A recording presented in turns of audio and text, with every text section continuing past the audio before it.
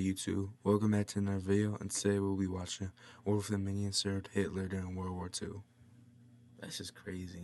Made a whole video for this. Let's get into it though. This video is by Mitchell Sack, and please subscribe to him. What if during World War II the Minions picked Hitler as their evil master? Minions are compelled to serve the evilest master they can find, but they were exiled to an ice cave in the Arctic after serving Napoleon. Now, Wait, so like that's how they work? I thought they just like grew, cause like I believe that's the dude from the Minions. I thought they liked him cause he was rich. Oh no, I'm thinking of Mr. Krabs and SpongeBob. But anyways, that doesn't make sense. But that's just like kind of crazy. Like it's just coincidentally like they weren't around during World War II. canonically, they re-emerge in 1968, conveniently skipping the two world wars. But what if we didn't let them off the hook that easy? What if they re-emerged in 1938 instead? How could three small minions change the course of history?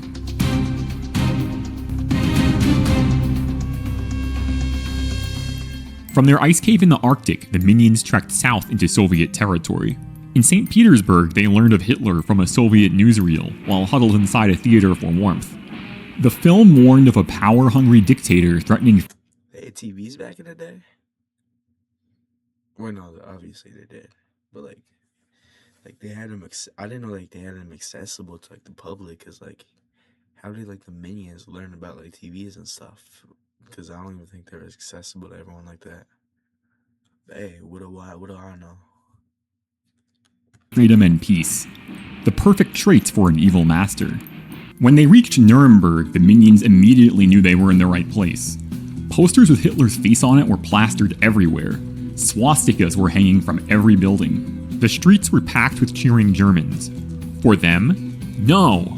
They were in the middle of a military parade. The Minions are quickly arrested. I feel like if this is World War II and like let's see, during World War II, like didn't they like not like anyone that was on white and stuff like that? That what if they just like shoot them right away or something like that? They saw those short little yellow people. That don't sound right. But I feel like they would like shoot them down instantly because like they like view him as like because like I don't really want to say his name actually. I can't. It's feel so about the big H. Didn't really like people that weren't like blonde hair, blue eyes. You call them like what, Aryan, something like that. While in prison, they caught the attention of Heinrich Himmler. Himmler was the head of the SS and deeply obsessed with the occult. He claimed that the master race came from Atlantis and believed that SS soldiers had reincarnated warrior souls. The Minions spent the next 18 months enduring Nazi experimentation and torture. After cruelty proved ineffective and vivisection impossible, attempts at communication were made. Picture cards and gestures eventually revealed the Minions' mission. Himmler made a phone call. Mein Führer, he said, I believe I have found the origin of the master race. Gain the favor of their emissaries, and the war is won. Hitler is. Wait, so basically they do like experiments and stuff on the Minions? That's messed up. Yeah. How come this dude looks more like Hitler than Hitler does? Because I'm assuming that's supposed to be Hitler. How does he look more like Hitler than Hitler? Is skeptical, but the evidence from the Minion torture trials was indisputable. By now, the war was in full swing, and Nazi forces had experienced their first major defeat at the Battle of Britain. They had to exploit any possible advantage. And so, the Minions became Hitler's constant companions. While living at Hitler's residence, the Minions were subjected to a constant stream of Nazi wartime propaganda, which they understood as movie nights. They'd get fitted for tiny uniforms, and soon literally be marching in lockstep. They deliver speeches at rallies and feel the rush of the loyal, ecstatic. How can a Minion speak? Cause I'm pretty sure I don't remember. I haven't even watched the movie in a long time, but can't they only say their names? That's it. Yeah, I don't think they can speak. If they can't speak, where'd they learn how to speak? Because they can speak English, French, American, and German. Yeah, that's a lot of different languages. I can only speak English. crowd's adoration.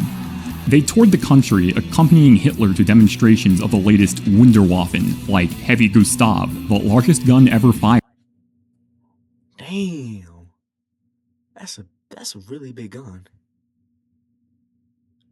Is that a tank? Oh my god. Damn. Oh my god.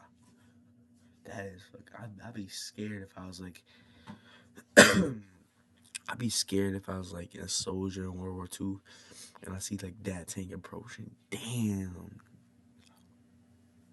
Like, look at the size of a person next to that thing. Look at that.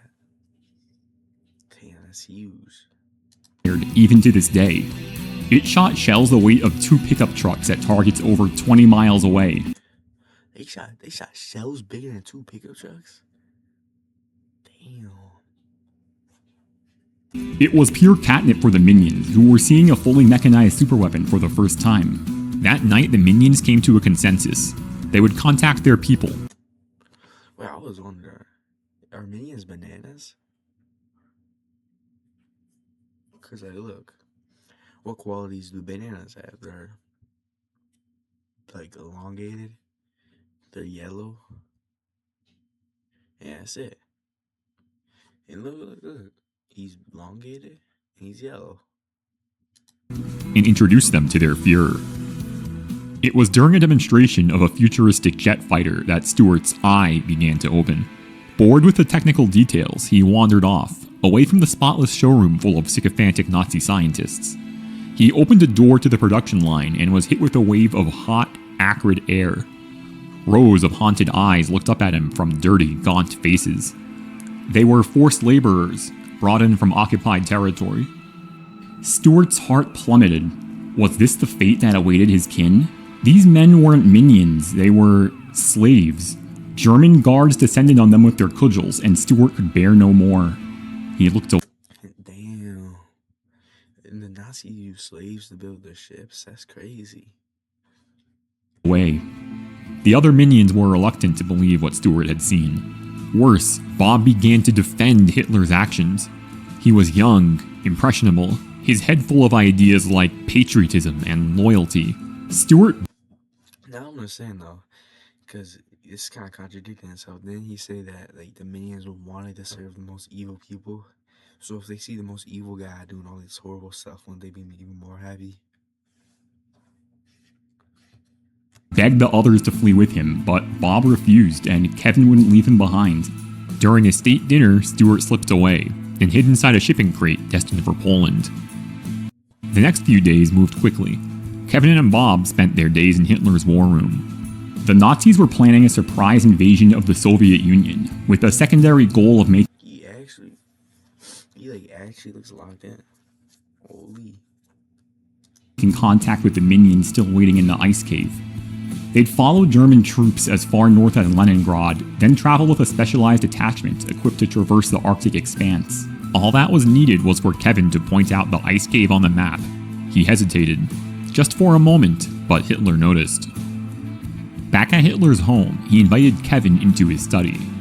He commended Kevin's bravery for going on this mission, which will bring the yellow Wundervolk to the forefront of the Nazi war effort. Unfortunately, he says, with sudden menace, Bob will not be joining you. He'll stay here, right by my side. Do you understand? Kevin understood. Bob would serve as collateral to make sure Kevin completed the mission. Meanwhile, Stuart came out of his crate and into a nightmare. The Warsaw Ghetto saw nearly 500,000 Jews crammed into an area hardly bigger than 1 square mile. Nazis distributed less than 200 calories per day, with the intention... Damn, that's fucked up. Why'd they do that back in the day? That was actually fucked up. ...creating mass starvation. Most of the food was smuggled, and this was how Stuart proved his loyalty to the Jewish resistance. When the true purpose of the Nazi resettlement program became clear, the resistance prepared for battle. Soon, Stuart was smuggling more than food. Weapons, fuel, anything that could help the resistance.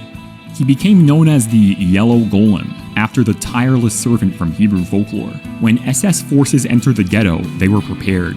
Victory was impossible, but at least this way they could go out on their own terms. In the ensuing uprising, Stuart led an effort that smuggled dozens of civilians to safety, then threw himself into battle. He burned out a German tank with just gasoline and a cigar.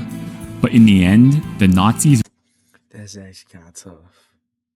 I don't even know the Minions could be that tough, if I'm being honest. Razed the ghetto to the ground. Stuart was ready to die with his fellow partisans, but at the last possible moment he was smuggled out, and into the hands of American intelligence. Now at Leningrad, long-range aircraft with skis were prepared for their one-way mission. Kevin noticed weapons being loaded, and explosives. It was only then that he began to realize the true extent of his collaboration, and his people, his innocent, naive kin, would pay the price. He thought of Bob and felt a welling of resolve. They flew until the plane's tanks were run dry. When they landed, the commandos began to cannibalize the aircraft for shelter. The mood was grim. They had no means of return or resupply. They had to rely on the word of a minion that there would be anything at all at the location. Worse yet, a strong headwind meant they landed short. They estimated a 2 weeks trek to the cave. Kevin led them there, hating himself the whole time. He ate his last banana and thought of the absurdity of a tropical fruit in the frozen Arctic. It took even longer than anticipated, almost 4 weeks in the end. When they arrived, the commandos were half-starved. They were ready to descend on the minion village and loot it for anything edible, even minion flesh. In order to prevent mutiny, loot it for anything edible, even minion flesh. In order to prevent mutiny, they ate the minions? Man, I thought the minions were supposed to be like Hitler's sidekicks, and they're eating them. The commando leader held a gun to his second-in-command and executed him in cold blood. Kevin is sent into the ice cave alone. To be reunited with the others after all he experienced felt joyous at first, but it gave way to a deep gulf of pain and separation. The past few years left him utterly changed compared to the naive minion he was nearly 4 years ago. He took the podium and spoke of what he had seen and done.